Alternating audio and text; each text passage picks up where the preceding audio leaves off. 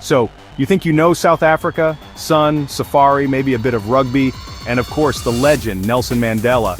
It's a beautiful picture, right? But like any family photo, if you look closer you see the uncle who's had a bit too much to drink and the cousin who definitely stole your wallet. Every nation has its complexities, its dark corners. In South Africa, well, our corners have corners. Today we're not just looking at the postcard version, we're going on a different kind of safari, into the political wilderness, to track down some of the most dangerous, deadly, and controversial figures who have ever walked the halls of power, or fought to tear them down. This isn't about simple heroes and villains, it's far more complicated than that. These are the men and women who, through ideology, ambition, or desperation, have left deep and often bloody marks on the soul of the nation. Their decisions echoed through townships and suburbs, their words ignited passions and violence, and their actions shaped the very ground we stand on today. From the architects of a brutal regime to the revolutionaries who fought it with fire, their stories are intertwined with the pain and the progress of South Africa. So, buckle up. We're about to count down the figures who prove that in politics, the line between a freedom fighter and a terrorist, a statesman and a tyrant, can be terrifyingly thin. This is the story of South Africa told through its most contentious players, the leaders, the assassins, the icons, and the agitators. These are the people who made the Rainbow Nation, but also the people who nearly broke it. Let's get into it. Alright, let's start this list at number 10, with a name that sends a chill down the spine of anyone who lived through the bad old days. Eugene de Kock. If apartheid was a horror movie, this guy wasn't just in the cast. He was the monster under the bed, the slasher in the woods. They didn't call him Prime Evil for nothing. That wasn't a nickname he got from a rap battle, it was a title earned through years of state-sponsored terror. He was the commanding officer of C-10, a counterinsurgency unit based at a farm called Vlakplaas. And let me tell you, Vlakplaas was not a place you went for a weekend getaway. It was the heart of darkness for the apartheid state, a place where the regime's dirty work was done, far from the public eye. De Kock and his unit were responsible for the kidnapping, torture, and murder of countless anti-apartheid activists. These weren't soldiers fighting on a battlefield. They were a death squad, operating with the full backing of the government. They would abduct people, interrogate them using methods that would make a demon flinch, and then make them disappear. The stories that came out of the Truth and Reconciliation Commission about Vlakplaas were stomach-turning. De Kock wasn't just some mindless brute, which is what makes him even more terrifying. He was an intelligent, efficient police colonel, a true believer in the system he was protecting. He saw himself as a soldier on the front line of a war against communism and terrorism, and he pursued that war with a terrifying zeal. He was the instrument of a violent state, the man who personally pulled the trigger and lit the fires, all in the name of preserving a system of racial oppression. He was the physical manifestation of apartheid's brutality. When the system finally crumbled, de Kock became the fall guy, the poster boy for the regime's sins. At the Truth and Reconciliation Commission he laid it all bare, implicating his superiors and exposing the rot that went all the way to the top. He described in cold clinical detail the murders he committed, the bodies he burned.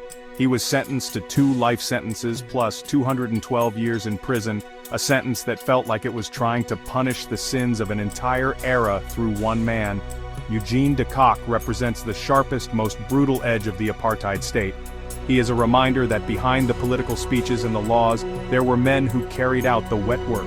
His story is a chilling look at how a person can become a monster in service of an ideology, and why he's earned his place on this list as the embodiment of state-sanctioned evil. He was the system's perfect soldier, and its most damning evidence. Coming in at number 9 is a man who can charm a snake out of its skin and a country out of its savings. Jacob Gedleyilikisa Zuma, Jay-Z Misholozi, the man with the infectious laugh and a list of scandals longer than a CVS receipt. You see, Zuma's story is a true South African tragedy. He was a hero of the struggle, imprisoned on Robben Island with Mandela. He was a man of the people, someone who could connect with the masses through song and dance. When he became president, there was this hope that he would be the leader who truly understood the common person. But oh, how that story turned. His presidency, from 2009 to 2018, became a masterclass in controversy. It was like watching a 9-year soap opera where every episode introduced a new, more unbelievable plot twist. The biggest storyline, of course, was state capture. This wasn't just your regular run-of-the-mill corruption. This was a whole new level. We're talking about the Gupta family, a wealthy business family who were so close to Zuma that they were allegedly influencing cabinet appointments and scoring massive government contracts. It was like they had a VIP backstage pass to the entire country. Then there was Nkandla, his private homestead in KwaZulu-Natal. It got a little security upgrade on the taxpayer's dime. And by little, I mean over 246 million rand. We're talking a swimming pool, officially a fire pool, you know, for emergencies, a cattle crawl, an amphitheater, all the essentials for protecting a president. The whole saga was a perfect symbol of his presidency, a leader seemingly more focused on personal enrichment than on public service, while millions of South Africans struggled. The violence associated with his tenure wasn't always state-on citizen in the old apartheid way, but it was there, simmering. The Marikana massacre in 2012, where police shot and killed 34 striking miners, happened under his watch. It was a brutal, shocking event that brought back memories of the worst days of the old regime. Political assassinations, especially in his home province of KwaZulu-Natal, became terrifyingly common. His leadership style created a climate of impunity, where loyalty was valued over competence and accountability was a foreign concept.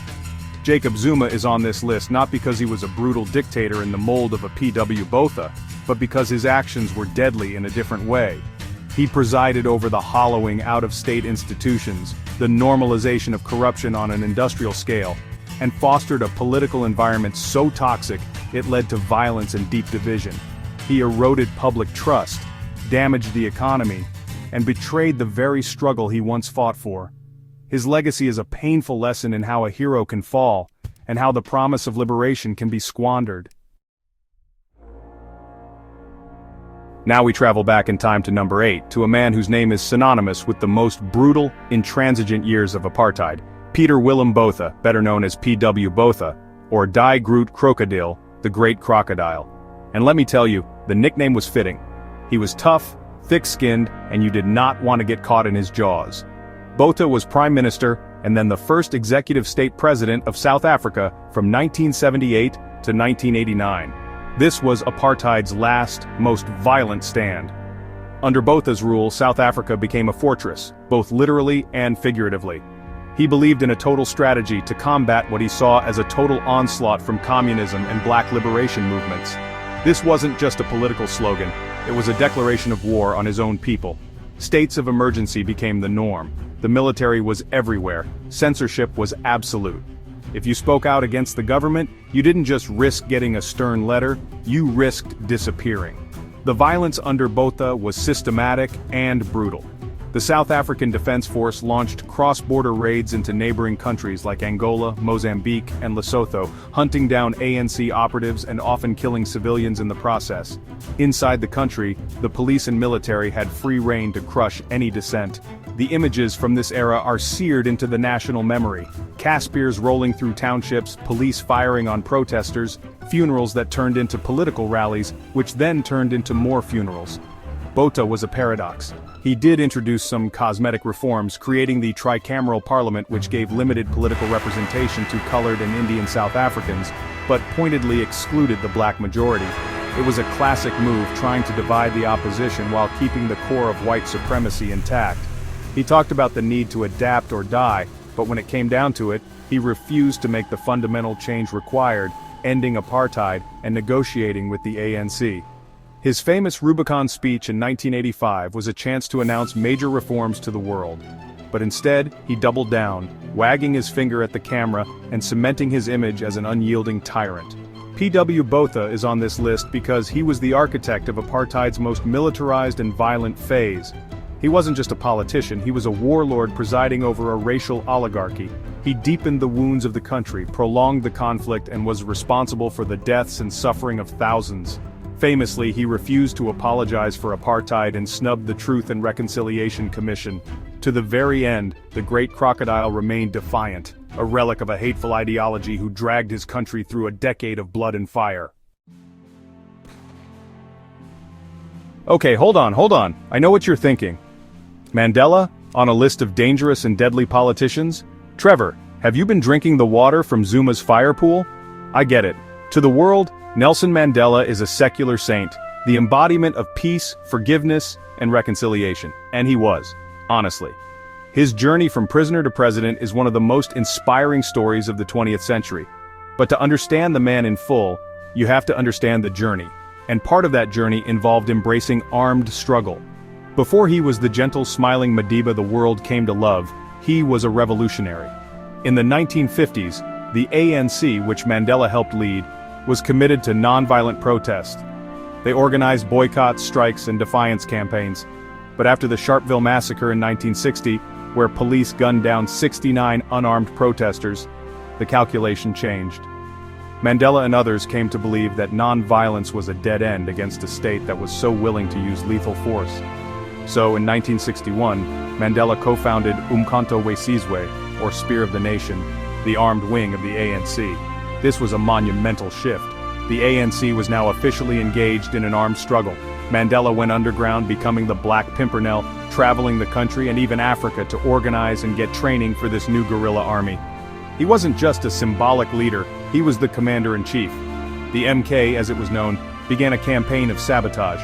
Their initial targets were strategic infrastructure, power plants, transport links, government buildings. The goal was to hit the apartheid state economically and make it ungovernable, initially with a policy of avoiding loss of life. However, as the conflict escalated over the decades, the lines blurred.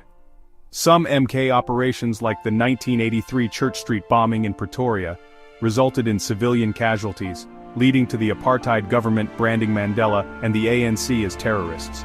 Mandela's inclusion on this list is not to equate him with the architects of apartheid. That would be insane. It's to acknowledge a complex truth that the path to liberation is rarely clean. Mandela was a man who, faced with a violent, intransigent regime, made the difficult and dangerous decision to fight fire with fire. He was a revolutionary before he was a reconciler. His story shows that even the greatest icons of peace can have histories forged in conflict, reminding us that the label terrorist or freedom fighter often depends entirely on which side of history you're standing on. At number 6, we have the man who gives newspaper headline writers a reason to get up in the morning, Julius Malema, Juju, the commander-in-chief of the Economic Freedom Fighters, or EFF. If South African politics were a rock concert, Malema would be the frontman smashing his guitar on stage, and his supporters in their red berets would be the roaring crowd in the mosh pit. He is without a doubt the most electrifying and polarizing figure in modern South African politics. Malema started as the leader of the ANC Youth League, where he was Zuma's biggest cheerleader, famously saying he would take up arms and kill for Zuma. Well, things changed. After being expelled from the ANC for sowing division, he rose from the ashes like a phoenix, but a very angry phoenix with a taste for revolutionary rhetoric.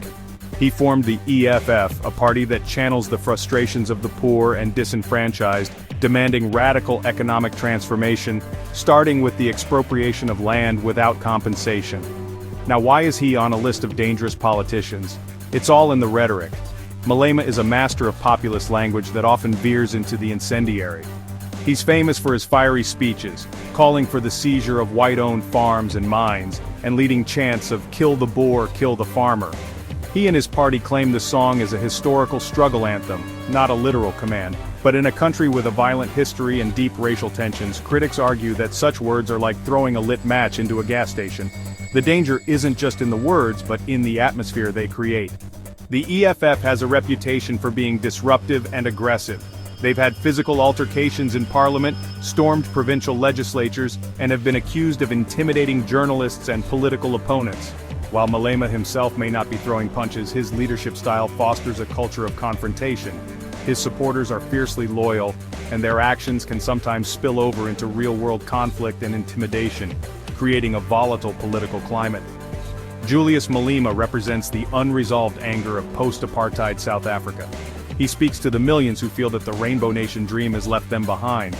He's dangerous not necessarily because he commands an army, but because he commands the attention of the dispossessed. His fiery rhetoric taps into a very real well of pain and frustration. The question that hangs over him is whether he is a genuine revolutionary trying to bring about economic justice, or a populist demagogue whose words could unleash a wave of chaos and violence that the country can't control. Coming in at number 4 is a man whose death brought South Africa to the very brink of civil war, Hani. For many who were not in the struggle, Hani was a fearsome figure, the militant face of the revolution. But for millions of black South Africans, he was a hero, a charismatic leader who was seen as the natural successor to an aging Nelson Mandela. His story is one of total commitment to the liberation movement, and his assassination is one of the most pivotal and dangerous moments in the country's history. Hani was the leader of the South African Communist Party and the former chief of staff of Umkhonto we Sizwe. He wasn't a backroom politician, he was a soldier. He had spent years in exile, undergoing military training and commanding MK operations. He was on the front lines, both ideologically and literally. To the apartheid government, he was public enemy number 1, a hardline communist and terrorist. To the youth in the townships, he was a legend, a leader who spoke their language of frustration and defiance. He was known for his sharp intellect, his charisma, and his unwavering commitment to the cause. Unlike some leaders who had grown distant, Hani remained deeply connected to the grassroots. He was critical not only of the apartheid regime, but also of perceived corruption and elitism within his own ranks in the ANC. This made him incredibly popular with the masses, but also earned him enemies on all sides. He represented a more radical, socialist vision for a future South Africa. On April 10, 1993, just as South Africa was inching towards its first democratic election, Hani was assassinated in the driveway of his home by a far-right Polish immigrant named Janusz Wallace, in a conspiracy with a senior Conservative Party politician. The country exploded. It was the moment everyone had feared. With Hani, the militant hero, gunned down by a white supremacist, it felt like the peace process was dead. The nation held its breath, teetering on the edge of an all-out race war. It was Nelson Mandela, not yet president, who went on national television and appealed for calm. In that moment, he effectively governed the country, steering it back from the abyss. Hani is on this list because of the immense power he held, and the cataclysm his death almost unleashed. He was a leader so beloved by his followers that his murder nearly tore the country apart. His story is a testament to the thin line South Africa walked during its transition, and a tragic reminder of a leader whose vision for the country we will never get to see. At number 5, we have a political survivor, a man who has been a major player in South African politics for longer than most of us have been alive, Mangosuthu Buthelezi. As the leader of the Inkatha Freedom Party and a Zulu prince, Buthelezi carved out a powerful and deeply controversial space for himself. His story is honestly a tangled web of Zulu nationalism, anti-apartheid rhetoric, and a brutal, bloody conflict with the ANC that nearly derailed the entire transition to democracy. Buthelezi's position was unique. He was the leader of the KwaZulu Bantustan, one of the so-called homelands created by the apartheid government. While he consistently criticized apartheid's grand plan, he also worked within its structures, a position that put him in direct opposition to the ANC's strategy of making the country ungovernable. The ANC saw him as a collaborator, a puppet of the regime. Buthelezi saw himself as a pragmatist, leading his people from within the system. This ideological clash erupted into horrific violence in the late 1980s and early 1990s. The conflict between Buthelezi's IFP and the ANC-UDF alliance turned parts of KwaZulu-Natal and the townships around Johannesburg into, well, actual war zones. This wasn't a clean fight. It was brutal, intimate violence. It was neighbors turning on neighbors, hostile dwellers against township residents, often fought with pangas, spears, and guns. Thousands upon thousands of people were killed in this black-on-black violence. The Truth and Reconciliation Commission later found that the apartheid state had secretly fueled this conflict, providing funding and training to the IFP and a third force strategy to destabilize the ANC and weaken the anti-apartheid movement. Buthelezi has always denied colluding with the regime, but the perception stuck. He was seen as leading a tribalist party that was, wittingly or not, doing the dirty work of the apartheid government. Buthelezi is one of the most complex figures on this list. He was an opponent of apartheid, yet his followers fought bloody battles against other anti-apartheid activists. He championed Zulu culture and identity, but was accused of using it to stoke a deadly political rivalry. In the final terrifying days before the 1994 election, he threatened to boycott the vote, a move that could have plunged the country into civil war. His eventual decision to participate at the last minute was a moment of profound relief. He was both a potential spoiler of the peace and a ultimately, a participant in it. A prince whose legacy is forever stained by the blood of one of South Africa's darkest chapters. Our number 3 spot goes to a man who holds a truly bizarre place in history, the last president of apartheid South Africa, F.W. de Klerk. He's the man who unlocked the prison door for Nelson Mandela. He is also the man who, for most of his career, helped build and maintain that very prison. He won a Nobel Peace Prize alongside Mandela, yet he presided over a state that was still committing horrific acts of violence. Talk about a complicated resume. When F.W. de Klerk came to power in 1989, succeeding the hardliner P.W. Botha, nobody expected what came next.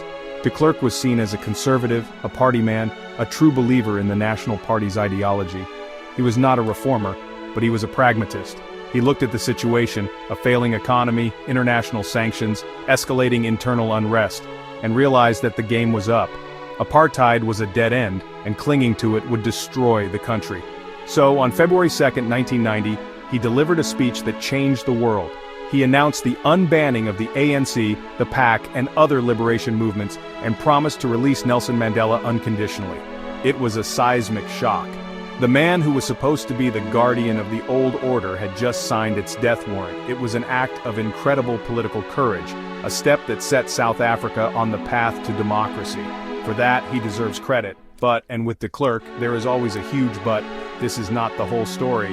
The transition period from 1990 to 1994 was one of the most violent in South Africa's history.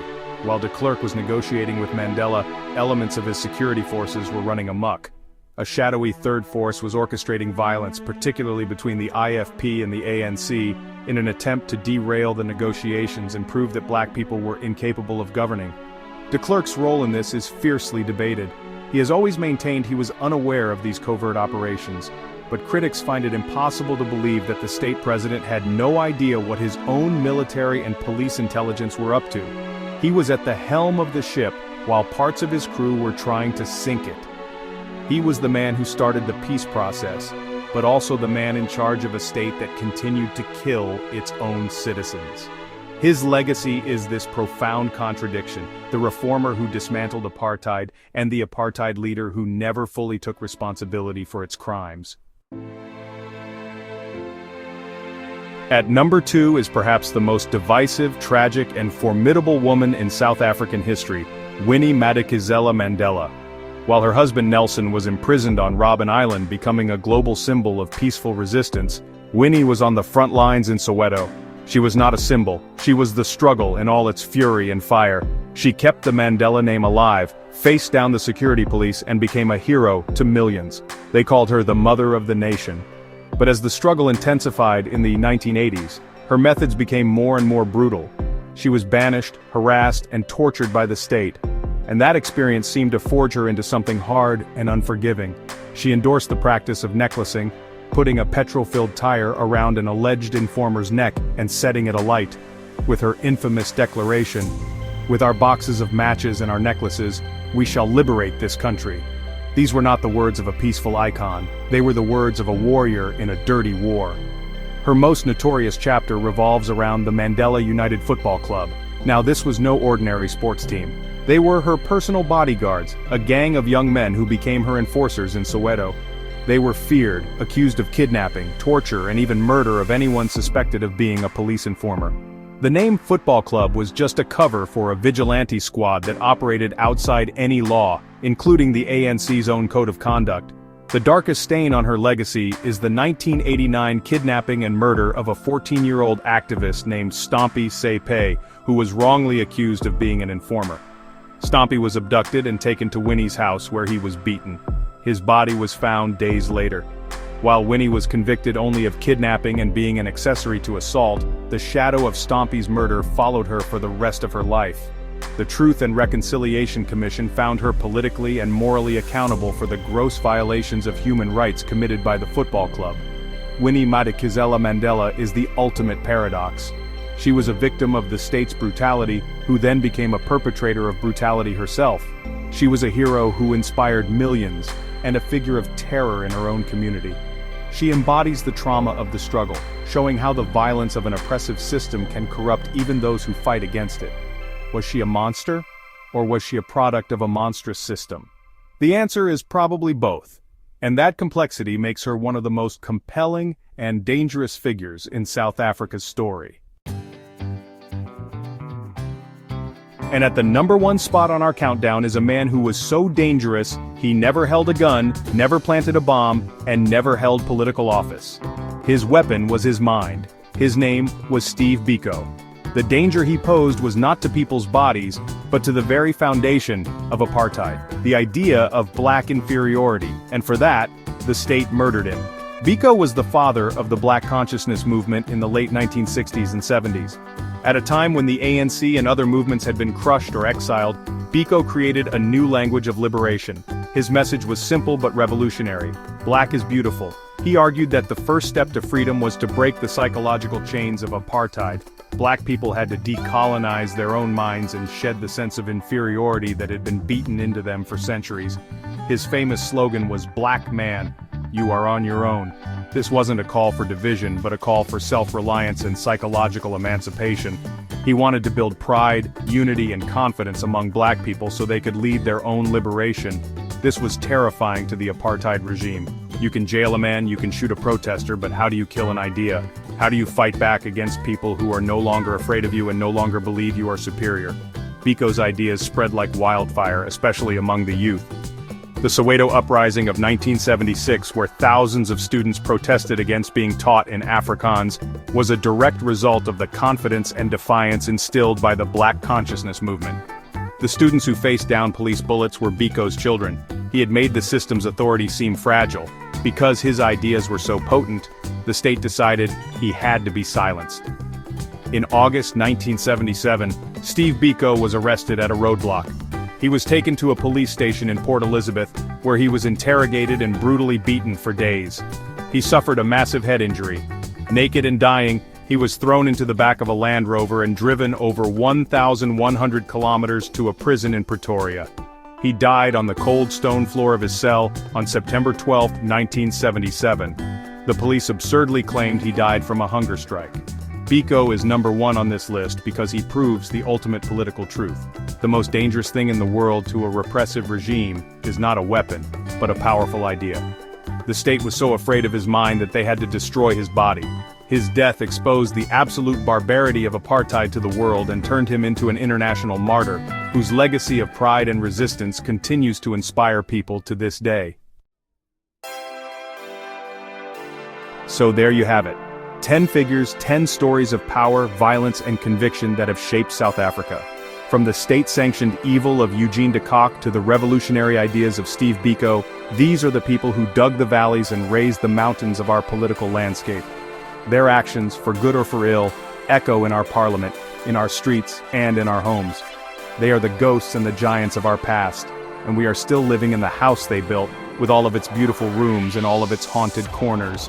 It's tempting to sort these names into two simple piles, heroes and villains. But history is rarely that neat. It's a messy, complicated, and often contradictory story. A man can be a freedom fighter and a terrorist. A leader can dismantle a racist system while his security forces commit murder. A mother of the nation can also be a vengeful vigilante. Understanding these figures means embracing the complexity, looking at the uncomfortable truths, and recognizing the humanity, however flawed, in all of them. Ultimately, the story of these 10 individuals is the story of South Africa itself. It's a nation forged in the crucible of conflict, a place of profound pain and profound grace. Their legacies serve as a constant reminder of what we've overcome and a warning of what we must never become again. They show us that the path of a nation is not a straight line but a winding, often treacherous road. And it's our job to learn from every single twist and turn. Thanks for watching.